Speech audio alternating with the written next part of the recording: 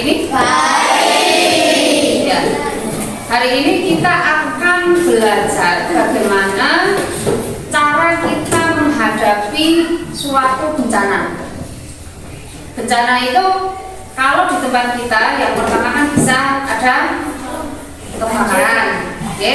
Terus ada gempa. Kalau banjir tempat kita tanah longsor bisa, tapi kalau di tempat kita tanah longsor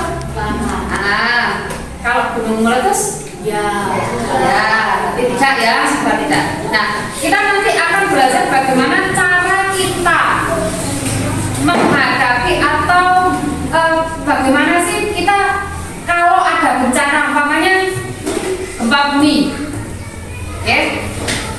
Terus apa sih yang seharusnya kita lakukan? Nah, yang pertama harus kita lakukan adalah tidak boleh panik. Intinya tidak boleh panik. Jadi ketika kita kok merasakan bumi bergoyang, bumi bergoyang, rindu, gitu, biasanya kan kita langsung panik ya. Lah, ini yang tidak boleh. Yang pertama ketika kita merasakan ada gempa, ya baik itu kecil atau besar, apalagi besar, yang pertama kita lakukan adalah kita tenang dulu. Kita tenang dulu, kemudian kita nanti berlindung. Kira-kira tempat berlindung yang aman itu di mana? Kalau bagus di bawah meja. Nah, kalau umpamanya langsung besar itu kan biasanya kita langsung pakai dengan suara genteng yang bergoyang-goyang, gitu. Itu juga menimbulkan suara yang menimbulkan ketakutan ya. Koyok gerutuk gitu ya kalau bahasanya Jawa. Nah, hal pertama yang harus kita lakukan adalah kita mencari tempat perlindungan di mana kita melindungi bagian tubuh kita, terutama adalah kepala dari benda-benda yang kiranya nanti akan membuat kepala kita itu cedera. Nah, pertama yang kita lakukan adalah kita mencari tempat perlindungan, sama seperti yang saya katakan tadi adalah yang pertama kita mencari kolong. Nah, kolong yang paling gampang kita buat sembunyi adalah di kolong meja gitu. Jadi pertama kalian langsung cari, tenang dulu, kemudian kalian cari kolong meja lah.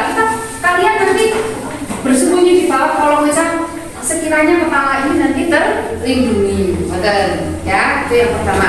Terus biasanya setelah itu kalau gempa itu berskala besar, berkekuatan besar, biasanya nanti dari tim tangga bencana akan langsung turun ke lapangan. Nah, biasanya nanti akan ada suara sirine.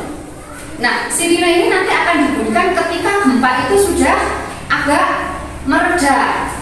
Nah, ketika kita mendengar ada suara sirine, kita keluar rumah. Tapi itu lagi, kita tidak boleh gugup, jalannya tenang. Nanti kalau kita tenang kan buka kunci gampang gitu.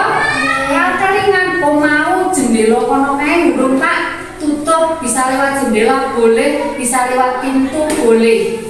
Ya, tapi tenang dulu. Terus nanti kalau sudah ada suara sirine kalian keluar. Nah, keluar di tanah yang lapang.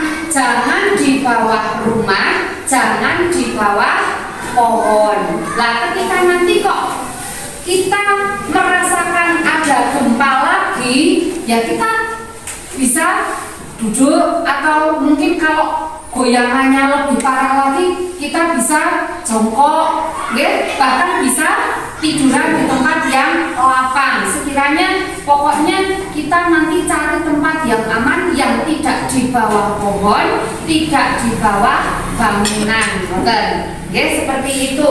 Bisa ya, nanti akan ada suara sirine lagi menandakan apakah itu nanti akan berpotensi ada bencana lagi, ataupun bencana itu diperkirakan oleh tim tangga bencana sudah berhenti gitu.